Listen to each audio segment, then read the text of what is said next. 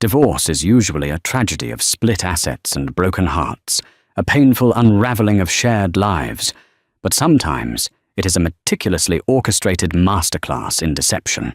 Richard Sterling sat in the mahogany-paneled office of Manhattan's most ruthless family law attorney, a smug, impenetrable smile plastered across his face as he pushed the final settlement toward his weeping wife. He was leaving her with nothing, no alimony, no apartment, just a rusted 10-year-old Volvo and a mountain of credit card debt he had secretly engineered. He genuinely believed he had outsmarted a naive, unambitious barista. He did not know he had just legally severed himself from the sole heiress to the $14 billion Cavendish global shipping empire. Richard Sterling was a man who believed the universe owed him greatness. At 34, he was a senior director at a boutique private equity firm in Midtown Manhattan, pulling in mid-six figures and carrying himself like a billionaire. He wore custom Italian wool suits, obsessed over his Rolex collection, and treated every interaction as a negotiation he was destined to win. His wife, Beatrice, was the only piece of his life that didn't fit the aesthetic. When they met 5 years prior, Richard had found her charming in a pathetic, rescued stray sort of way. Beatrice was working at an independent bookstore in Brooklyn, wearing oversized faded cardigans and completely devoid of makeup. She was quiet, submissive, and seemingly terrified of the fast-paced New York elite. Richard liked that. He liked coming home to a woman who looked at him like he was a god among men. He enjoyed explaining basic financial concepts to her, relishing her blank, wide-eyed stares. But as Richard climbed the corporate ladder, Beatrice became an embarrassment. She refused to attend his firm's galas, claiming the crowds gave her panic attacks. When she did accompany him to dinners, she ordered tap water and picked at her food, offering nothing to the conversations about offshore tax havens or Hampton real estate. Then came Chloe. Chloe Brentwood was a junior vice president at Richard's firm. She wore stiletto heels that clicked sharply against the marble floors, drank dirty martinis, and looked at Richard with a hungry, predatory ambition that mirrored his own. Within weeks of their first shared cab ride, they were sleeping together in high-end hotels across the city. Richard's plan to discard Beatrice was clinical. He spent 14 months carefully siphoning his assets. He redirected his massive annual bonuses into a hidden LLC registered in Delaware under his mother's maiden name. He took out lines of credit in Beatrice's name, having forged her signature, to pay for extravagant business expenses that were actually weekend getaways with Chloe to St. Bart's and Aspen. When he finally dropped the papers on their cheap IKEA dining table, he played the victim. "We're just on different paths, Bea," Richard had said, adjusting his French cuffs. "I'm building an empire. You're content reading paperback novels and working for minimum wage. I need a partner who challenges me." Beatrice had collapsed into tears, burying her face in her hands. She begged him to stay, promising she would change, promising she would start dressing better, attending the parties, being the wife he needed. Her desperation fueled Richard's ego. It proved everything he believed about himself. He was the prize, and she was nothing without him. Now, sitting in the imposing, glass-walled conference room of Crenshaw, Webb and Associates on Wall Street, Richard felt nothing but triumphant relief. Across the polished mahogany table sat Beatrice. She looked smaller than usual, drowning in a beige thrift store trench coat. Her eyes were red-rimmed and swollen. She clutched a crumpled tissue in her trembling hands. Beside her sat her court-appointed mediator, a tired-looking man who clearly had a backlog of 50 other cases, and wanted this over with just as badly as Richard did. Richard's attorney, Jonathan Crenshaw, a shark in a three-piece suit who billed $800 an hour, leaned forward. "Let's review the terms one final time, Mrs. Sterling," Crenshaw said, his tone dripping with practiced condescension. "My client is agreeing to assume the remaining lease on the Tribeca apartment. You will retain ownership of the 2014 Volvo. As for the financial accounts, you are both waiving the right to spousal support. You will assume the $22,000 in consumer debt associated with the cards in your name. Mr. Sterling will retain his personal investments and retirement accounts, which predate the marriage or have been kept strictly separate. A clean break. Beatrice sniffled, looking down at the massive stack of legal documents. I don't understand how the credit cards got so high. I only buy groceries. Richard sighed loudly, rolling his eyes at his lawyer. Bay, we've been over this. Inflation, cost of living. You never knew how to budget. I'm doing you a favor by not coming after your bookstore wages. I have nothing, Richard, she whispered, her voice cracking. Where am I supposed to go? You'll figure it out, Richard said, checking his watch. He had a lunch reservation at Le Bernardin with Chloe in an hour to celebrate his newfound freedom. Sign the papers, B. Don't drag this out. It's pathetic.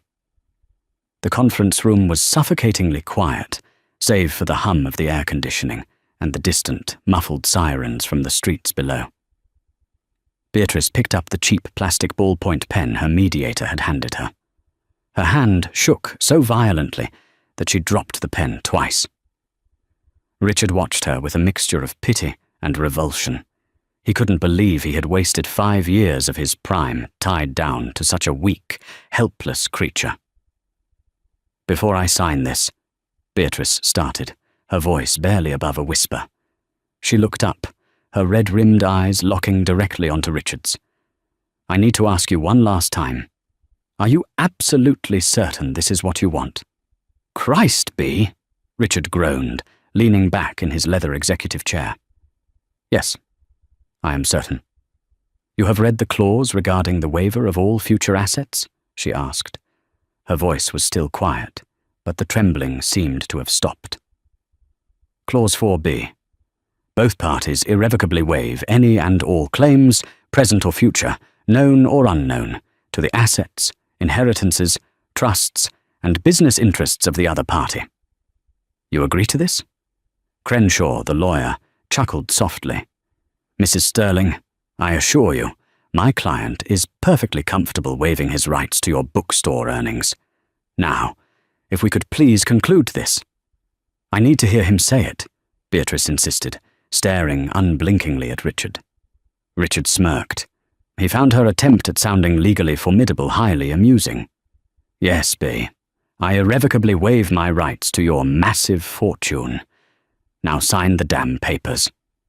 Beatrice looked down. The tears that had been pooling in her eyes suddenly cleared. With swift, fluid motions, she flipped through the pages, signing her name on every required line with practiced precision. Her handwriting, usually a messy scrawl when she left grocery lists on their fridge, was sharp, elegant, and completely unrecognizable to Richard. She pushed the stack of papers across the table to Richard. He didn't hesitate. He took out his engraved Mont Blanc fountain pen, a gift to himself for his last promotion, and signed his name with a dramatic flourish. The notary, a quiet woman sitting at the corner of the table, stepped forward, stamped the documents, and signed them. Congratulations, Crenshaw said smoothly. The dissolution of marriage is officially executed. We will file these with the county clerk immediately. You are both legally divorced. Richard smiled, standing up and buttoning his suit jacket. Well, good luck, B. Genuinely. I hope you find yourself. I already have, Beatrice said. The change in the room was not immediate, but it was palpable. Beatrice did not stand up right away. Instead, she reached into the pockets of her oversized, faded trench coat. She pulled out a small packet of makeup wipes and a pocket mirror. Slowly, methodically, she wiped the red, inflamed makeup from around her eyes, makeup she had carefully applied in the lobby bathroom 20 minutes prior to simulate heavy crying. She wiped away the pale foundation that made her look sickly. She ran a hand through her messy hair, pulling it back into a severe, elegant knot at the base of her neck. When she finally stood up, she seemed 3 inches taller. The slouch was gone. The timid, nervous energy had completely evaporated. She stood with the ramrod straight posture of a woman who had been trained from birth to command a room. Richard frowned, pausing at the door. What are you doing?" Before Beatrice could answer, the heavy double doors of the conference room swung open. Jonathan Crenshaw immediately stood up, his face paling as he recognized the man who had just walked into his firm. It was Thomas Harrison, the senior founding partner of Harrison, Roth and Sinclair, the most elite, terrifying and expensive corporate law firm on the eastern seaboard. Harrison was a man who brokered international mergers and represented old money families. He did not step foot into mid-tier family law offices unless something catastrophic was happening. Harrison, a tall man with silver hair and a bespoke Savile Row suit, completely ignored Crenshaw and Richard. He walked straight past them, flanked by two imposing men in dark suits who looked less like paralegals and more like private security. Harrison stopped in front of Beatrice and gave a slight, deeply respectful bow. "The paperwork is finalized, Miss Cavendish," Harrison asked, his voice a deep, resonant baritone. "It is, Thomas," Beatrice replied. Her voice had transformed. Gone was the squeaky, hesitant tone of the Brooklyn barista. In its place was a sharp, aristocratic, mid-Atlantic clip that commanded absolute authority. "Mr. Sterling has officially and irrevocably signed away all rights to my assets, present and future." Richard let out a short, confused laugh. "Cavendish? What is going on? B, who is this?" Harrison finally turned to look at Richard. His expression was one of mild disgust, as if he had just noticed a cockroach on his shoe. "Mr. Sterling," Harrison said coldly, "allow me to introduce my client, Miss Beatrice Eleanor Cavendish, sole surviving heir to the Cavendish Shipping Corporation, Cavendish Holdings, and the primary beneficiary of the late Lord Arthur Cavendish's estate." Richard blinked. Once. Twice. The words weren't making sense. Cavendish Shipping was a global monolith. They owned half the commercial ports in Europe and a fleet of cargo ships that moved billions of dollars in goods daily. "That's insane," Richard stammered, looking at Crenshaw, hoping his lawyer would shut down this bizarre prank. "Her name is Beatrice Hayes. She works at a bookstore. She's in debt." "Beatrice Hayes was my mother's maiden name," Beatrice said smoothly, picking up her cheap trench coat and draping it over her arm to reveal a tailored black silk blouse underneath. "My grandfather was a very paranoid, very controlling man. He demanded I take my place on the board at 22. I wanted to live a normal life first. I wanted to see if I could survive without the family money. I hid my identity, froze my trusts, and moved to Brooklyn." She walked slowly toward Richard, her heels clicking softly against the hardwood floor. "Then I met you, Richard," she continued, her eyes cold and calculating. "You were so eager to play the savior, so eager to mold me into a silent, obedient little pet. It fascinated me. I thought, perhaps, underneath all that arrogance, there was a man who actually loved me for me, regardless of money." Richard felt the blood drain from his face. "Bea, I do. I did." "No, you didn't," Beatrice said, her voice dropping to a deadly whisper. "I have known about Chloe Brentwood for 14 months. I have known about the Delaware LLC, where you've been hiding your bonuses. I have known about the credit cards you fraudulently opened in my name." Crenshaw choked on his own spit. "Fraudulently? Yes, Mr. Crenshaw," Thomas Harrison interjected smoothly.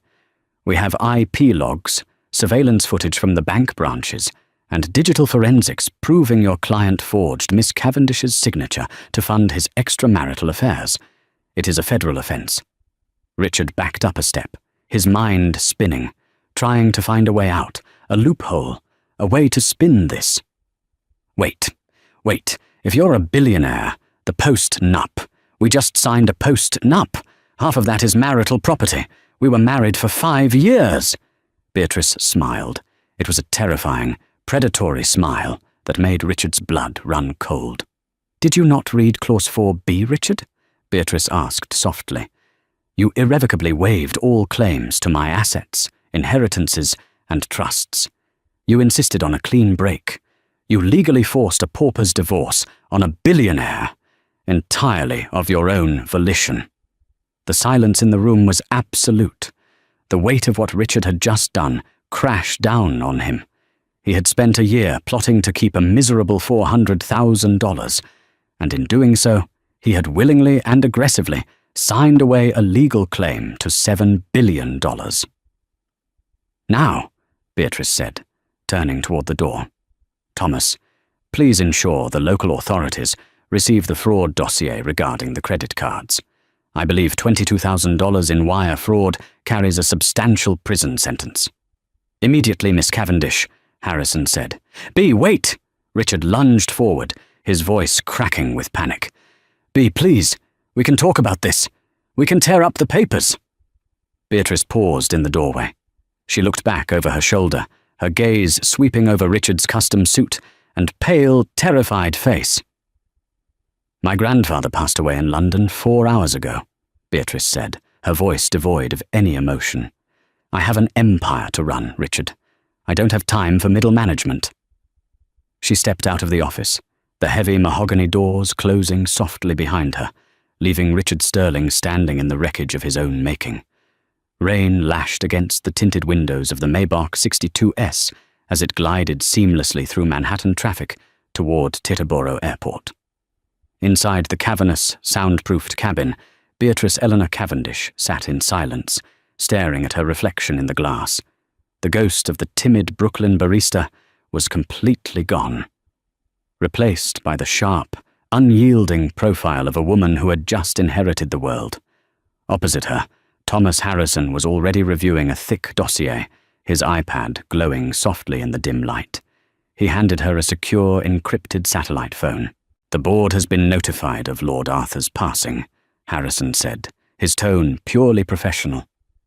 As expected, Gregory Whitmore has already called an emergency meeting at the Canary Wharf headquarters. He is moving quickly, Beatrice. He assumes your 5-year sabbatical in New York has left you ignorant of the current logistical crises in the Rotterdam and Singapore ports. He intends to pitch a vote of no confidence before the ink on your grandfather's death certificate is dry. Beatrice took the phone, her thumb tracing the edge of the screen. Gregory Whitmore, the chief operating officer of Cavendish Shipping, had been a thorn in her grandfather's side for a decade. Whitmore was a corporate vulture, a man who believed the shipping empire should be broken up and sold for parts to private equity firms. "Let Whitmore have his emergency meeting," Beatrice said, her voice dropping to a cool, calculating register. "Has the Gulf Stream been prepped?" "Waiting on the tarmac, ma'am. We are cleared for an immediate transatlantic flight path."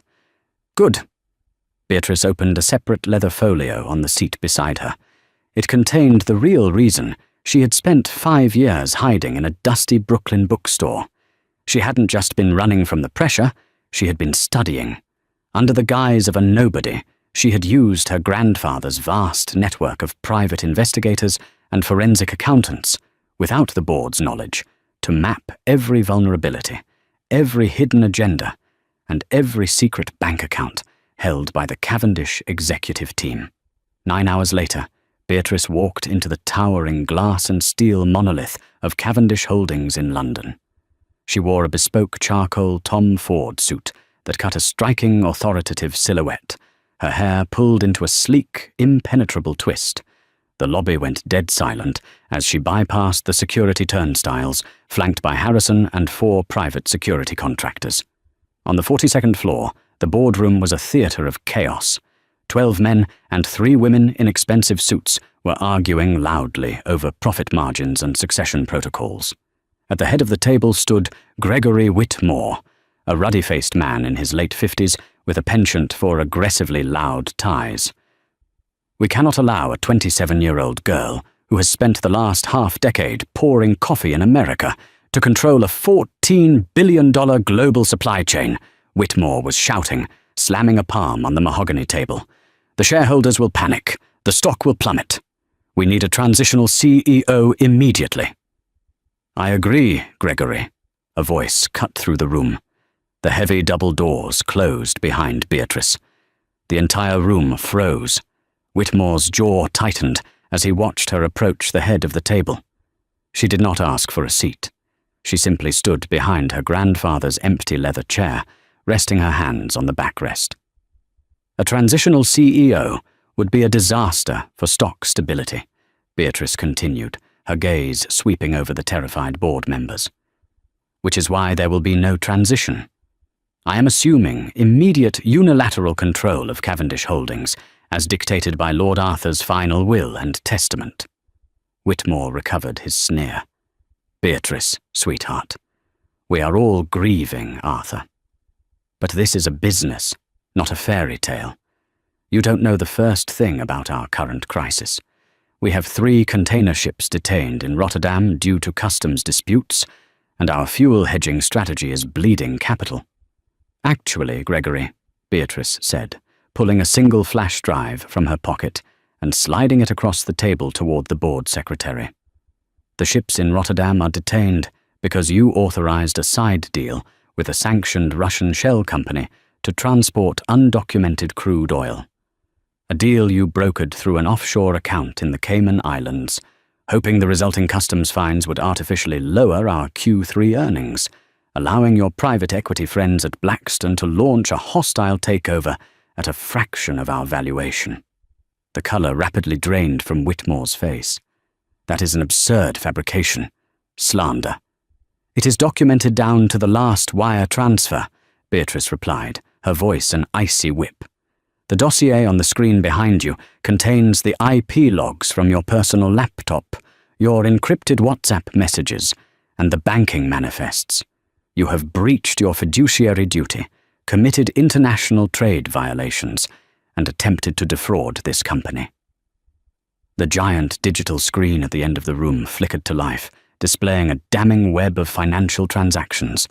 Gasps echoed around the table.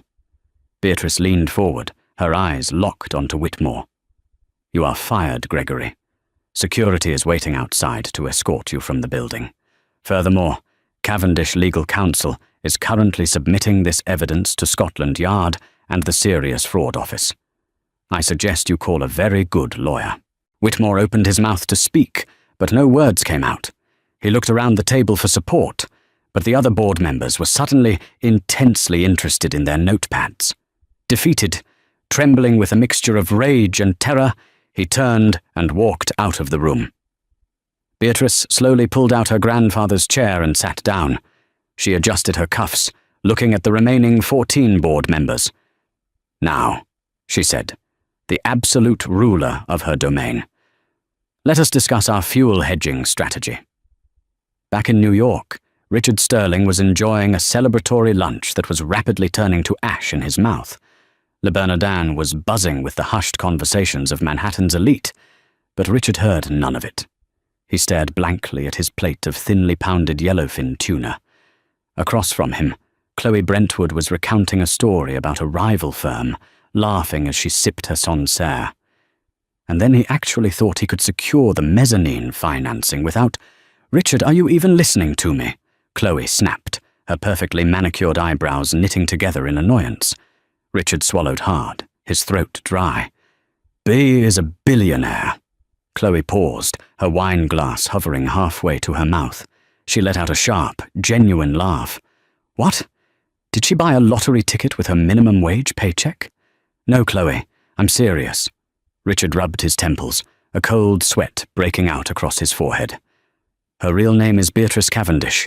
Her grandfather just died. She owns Cavendish Shipping."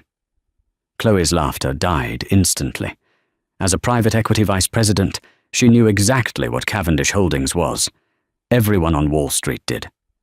"Richard, tell me you are joking." "I signed a post-nup," Richard whispered, his voice trembling. "I forced her to sign a post-nup. I waived all rights to her assets, all of them. And she knew about the Delaware LLC. She knows about the credit cards." Chloe's eyes widened in sheer horror. "The credit cards, the ones you opened in her name to pay for our trips to Aspen. Richard, that's wire fraud. That's identity theft." Before Richard could answer, his cell phone vibrated violently against the white tablecloth. The caller ID read William Kensington, the founding partner of his firm. Richard answered with a shaking hand. "Richard." "My office.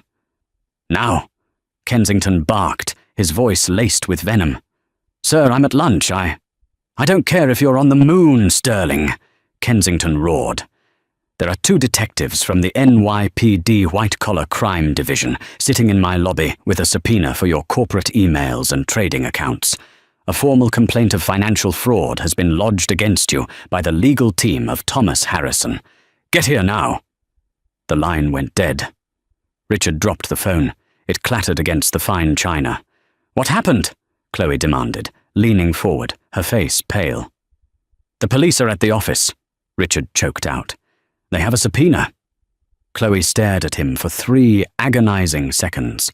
The arithmetic in her head was fast and brutal. Richard was no longer a rising star with a fat bonus. He was a legal liability, a radioactive asset who had just spectacularly botched the greatest financial windfall in modern history. She stood up, tossing her linen napkin onto the table. Chloe, wait. Where are you going? Richard pleaded, reaching for her hand. She pulled away as if he were diseased. I'm going back to the office to inform William that I had absolutely no knowledge of your fraudulent activities. I suggest you find a very cheap defense attorney, Richard, because you are entirely on your own. She turned on her stiletto heel and walked out of the restaurant, leaving Richard alone with the bill. By the time Richard arrived back at Kensington and Associates, the scene was a corporate nightmare. 2 plainclothes detectives were waiting by the elevator banks. Colleagues he had aggressively stepped on to climb the ladder were watching from behind glass partitions, whispering and pointing. Richard Sterling? The taller detective asked, stepping forward. We need you to come with us to the precinct. We have a warrant to seize your personal electronics, and we have frozen the accounts associated with a Delaware LLC registered under your mother's maiden name.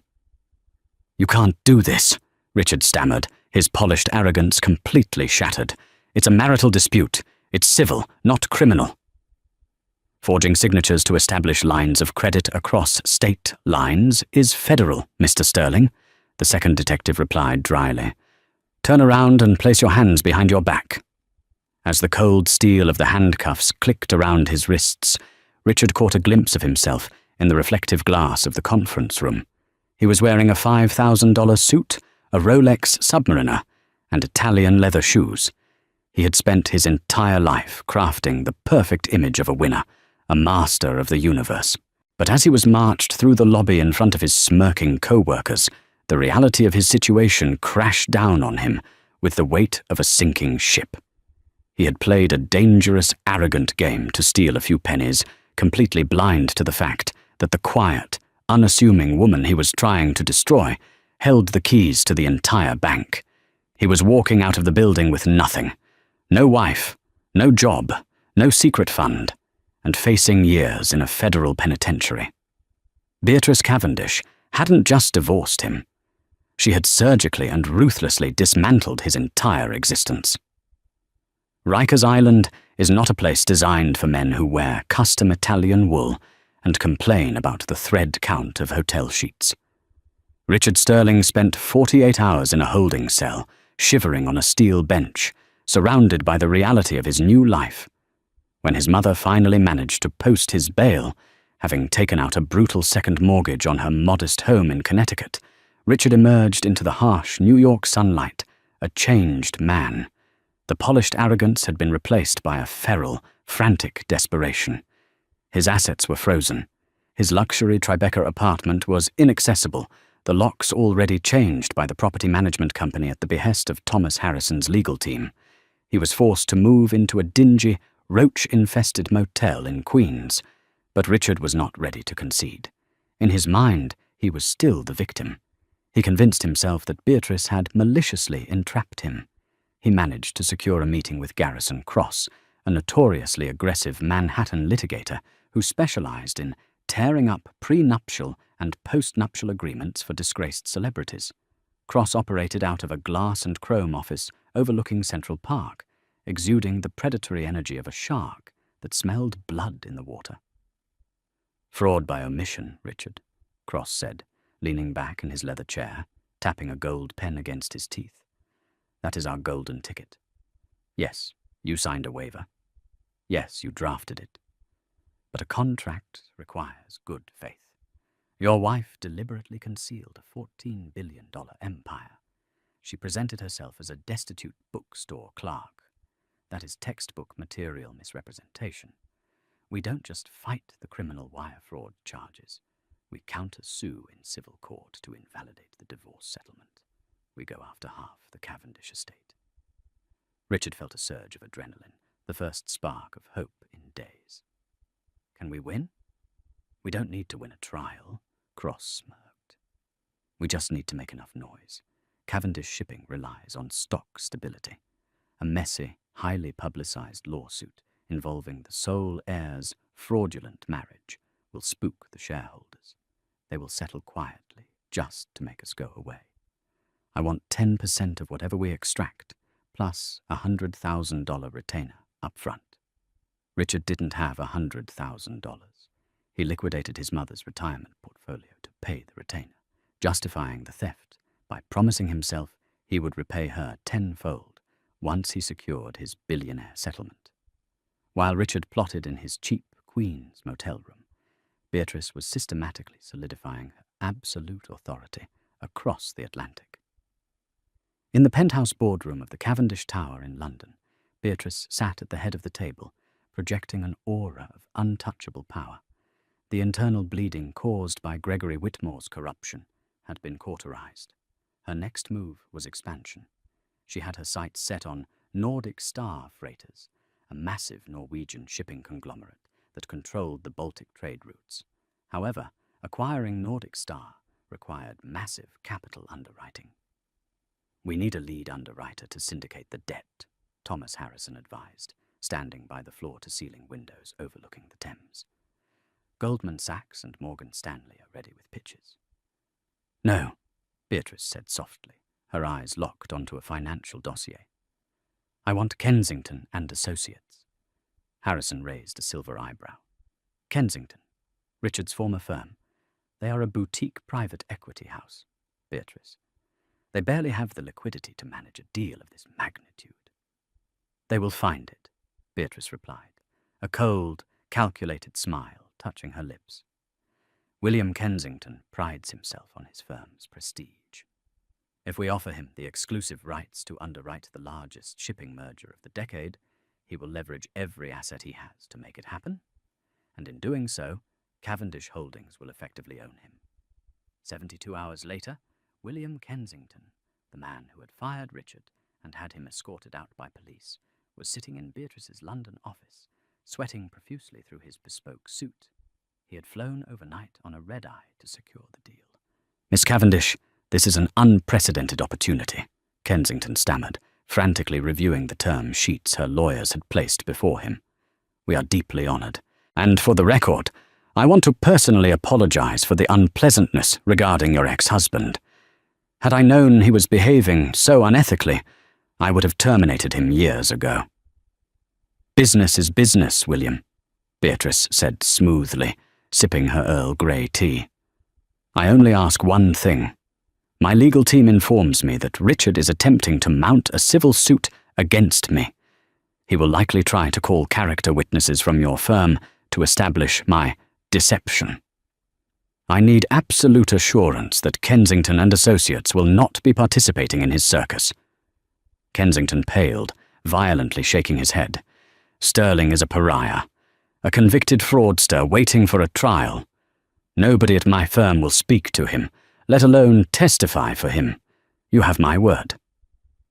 With a single stroke of a pen, Beatrice had legally and financially isolated Richard from his entire professional network. The Daniel Patrick Moynihan United States Courthouse loomed like an impenetrable fortress of limestone and glass against the bleak, overcast Manhattan sky. Outside, a chaotic circus of media vans, aggressive paparazzi, and curious onlookers had established a tight perimeter around the steps. The story of the arrogant Midtown finance executive who had maliciously and inadvertently divorced a $14 billion heiress had leaked to the press, and the public was ravenous for the spectacle. Inside courtroom 14B, the atmosphere was suffocatingly tense. Richard Sterling sat at the heavy oak plaintiff's table, his stomach churning with a toxic cocktail of stale motel coffee and sheer, unadulterated panic. He was wearing his only remaining clean suit, a navy wool blend that he had desperately tried to steam in the shower of his roach-infested Queen's motel room. The fabric felt heavy and cheap compared to his seized Italian tailoring. Beside him, Garrison Cross sat perfectly still, organizing his legal pads with the predatory calm of a man who was getting paid regardless of the outcome. Then, the heavy mahogany double doors at the back of the courtroom swung open. The gallery fell utterly silent. Beatrice Eleanor Cavendish walked down the center aisle, looking less like a defendant and more like a visiting monarch. She wore a tailored, stark white Dior blazer over a black silk blouse, her posture radiating absolute, terrifying authority. There was no trace of the weeping, cardigan-wearing woman Richard had bullied across a conference table just weeks prior. She was flanked by Thomas Harrison and two towering private security contractors who eyed the gallery with cold professionalism. Beatrice took her seat at the defense table, adjusting her cuffs. She did not cast a single glance in Richard's direction. "All rise," the bailiff bellowed, as Judge Maxwell Davies took the bench. Davies was a notoriously strict jurist, a man with a deeply lined face and a legendary intolerance for frivolous litigation. "Be seated," Judge Davies rumbled, peering over his reading glasses at the packed room. "Mr. Cross, I have reviewed your preliminary briefs. You are asking this court to invalidate an ironclad postnuptial agreement, an agreement drafted by your own client, under the premise of fraud by omission. It is an incredibly bold strategy, Counselor, considering your client is currently sitting in my courtroom, out on bail for forging the very defendant's signature to commit wire fraud." Garrison Cross stood, buttoning his jacket, projecting his voice to ensure the reporters in the back row caught every syllable. "Your Honor, we are not here to debate my client's pending criminal matters," Cross began, his tone dripping with manufactured righteous indignation. "We are here to address a matter of profound marital inequity. A marriage is fundamentally a partnership built on a bedrock of total financial transparency. Miss Cavendish engaged in a highly calculated 5-year campaign of active deception. She hid a $14 billion global corporate empire. When Mr. Sterling drafted the waiver of assets, he was under the legally protected, reasonable assumption that he was divorcing a minimum-wage bookstore employee. Had he known the truth, the financial terms of the dissolution would have been fundamentally, drastically different. She exploited his trust to protect her estate." Judge Davies leaned back, his expression entirely unimpressed. "Let me ensure I am translating your legal gymnastics correctly, Mr. Cross. Your client believed his wife was entirely destitute, and therefore he purposefully structured an agreement to leave her with nothing while he walked away with his own hidden assets. But now that he has discovered she is vastly wealthier than he is, he suddenly believes in equitable distribution and wants half of a shipping empire. Is that the crux of your argument?" A quiet ripple of laughter moved through the gallery. Richard felt a hot flush of humiliation creep up his neck. Cross forced a tight, polite smile.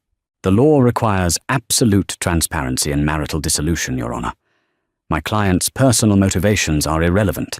The defendant intentionally kept him in the dark to defraud him of his legal right to marital property." "Noted," Judge Davies said dryly, turning his attention to the defense table. "Mr. Harrison, your response to these allegations of fraud by omission?" Thomas Harrison stood up slowly. He did not look at Judge Davies, nor did he look at Garrison Cross. He looked directly at Richard, his eyes dead and unblinking. "Your Honor," Harrison's deep baritone echoed in the silent courtroom. "The plaintiff's argument relies entirely on the legal concept of good faith. Mr. Cross claims his client is a victim of deception who only seeks fairness. However, the defense has expedited evidence to submit this morning. Evidence that definitively proves Mr. Sterling's sudden interest in my client's assets has absolutely nothing to do with marital equity and everything to do with corporate espionage and active, ongoing criminal extortion. Richard frowned, his heart suddenly hammering against his ribs. Beside him, Cross went rigid, his pen hovering over his legal pad. Objection, Your Honor. Relevance? The defense is attempting to smear my client with baseless accusations. Overruled, Judge Davies snapped. You opened the door to his character and motivations, Mr. Cross. I want to see what Mr. Harrison has. Proceed. Harrison nodded to his paralegal, who walked over to the court clerk and handed over a sealed, encrypted hard drive. Your Honor, 48 hours ago, upon assuming unilateral control of Cavendish Holdings, my client initiated a full forensic digital sweep of the company's internal servers in London. We were looking for vulnerabilities left by the recently terminated Chief Operating Officer, a man named Gregory Whitmore. At the mention of Whitmore's name, all the blood violently drained from Richard's face. The courtroom seemed to tilt on its axis. During this sweep of Mr. Whitmore's private encrypted servers, Harrison continued smoothly. Our cybersecurity team intercepted a series of highly secure emails sent from a burner phone in Queens, New York. These emails were sent exactly 3 days after Mr. Sterling was bailed out of Rikers Island. Harrison pressed a button on a small remote in his hand. The massive digital projector screen behind the witness stand flickered to life. The entire courtroom gasped in unison. Displayed in high definition was an email exchange. Sender. I still have access to Beatrice's Brooklyn apartment.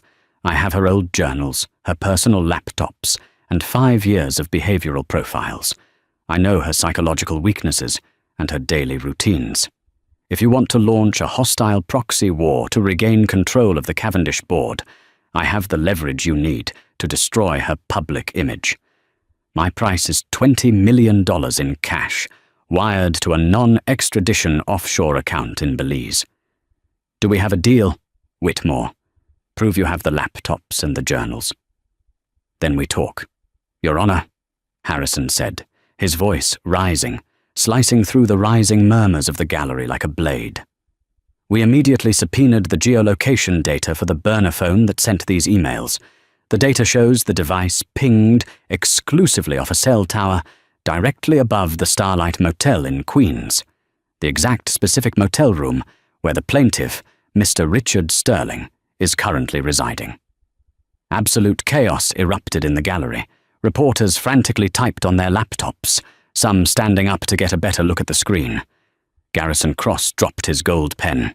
It clattered loudly against the oak table. He slowly turned his head to look at Richard, his face a mask of pure, unadulterated fury and disbelief. You absolute idiot, Cross hissed under his breath, leaning away from Richard as if he were suddenly radioactive.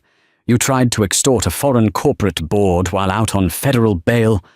I was desperate, Richard whispered back, his voice cracking, his hands shaking so violently he had to grip the edge of the table. I needed leverage.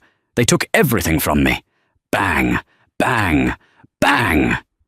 Judge Davies slammed his gavel down like a thunderclap, his face flushed with rage. Order! Order in this court! The room fell into a terrified silence. The judge glared down at the plaintiff's table, his eyes locked onto Richard with a look of absolute disgust. Mr. Sterling, Judge Davies said, his voice cold, lethal, and vibrating with anger. Not only did you attempt to financially ruin your wife during your marriage, but you have the sheer, unmitigated gall to sit in my courtroom and plead for equity while you are actively engaged in an attempt to extort a multinational corporation.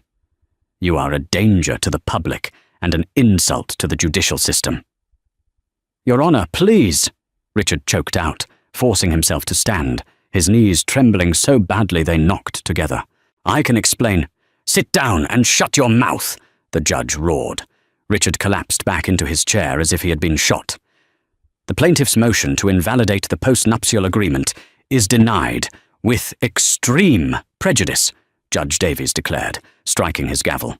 Furthermore, I am immediately revoking the plaintiff's bail entirely, citing a clear and present flight risk, obstruction of justice, and continued egregious criminal activity. Bailiffs, take Mr. Sterling into custody, now!"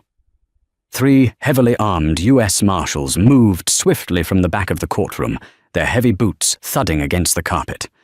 Richard couldn't breathe. The walls were closing in. He looked over at the defense table, desperately hoping to find a shred of the timid, submissive woman he had married, hoping she would call them off. Beatrice was already standing. She smoothly adjusted the lapels of her white Dior blazer, her expression perfectly composed. She didn't offer him a look of pity, nor did she gloat or smile. She simply looked at him with the utter, devastating indifference of a billionaire stepping over a piece of trash on the sidewalk. Without a single word, she turned and walked out of the courtroom, her security detail parting the sea of reporters, leaving Richard to be roughly slammed against the oak table and handcuffed by the marshals. Federal sentencing guidelines for wire fraud, identity theft, and attempted corporate extortion are remarkably unforgiving, especially when the defendant's crimes are splashed across the front page of the Wall Street Journal. Richard Sterling's criminal trial began in late November, as a bitter frost settled over Manhattan. The spectacle drew crowds. Paparazzi camped outside the Daniel Patrick Moynihan United States Courthouse, eager to snap photos of the disgraced private equity director who had inadvertently handed away a shipping empire. Richard arrived each morning in the back of a secure transport van, his once immaculate posture hunched, his designer suits replaced by the drab, ill-fitting khaki uniform of the Federal Corrections System. Assistant United States Attorney Samantha Reynolds did not just prosecute Richard. She surgically dismantled his entire existence. Over the course of 3 agonizing weeks, Reynolds paraded Richard's deceit before a jury of 12 ordinary citizens. She produced the forged signatures on the credit card applications. She played security footage of Richard at bank branches, charming tellers while legally burying his wife in consumer debt. She brought forward forensic accountants who meticulously traced the path of his hidden bonuses into the Delaware Shell Company. But the most devastating blow came on the 8th day of the trial, when the prosecution called their star witness.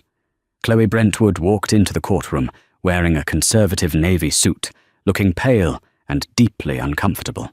Having been fired from Kensington and Associates and blacklisted from every reputable financial institution in New York, Chloe had eagerly accepted an immunity deal in exchange for her testimony. Richard watched from the defense table, his hands shackled to his waist chain, as the woman he had risked everything for took the stand.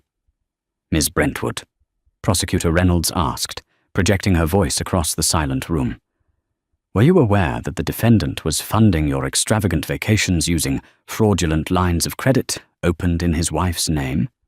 "I was not," Chloe answered, refusing to look in Richard's direction.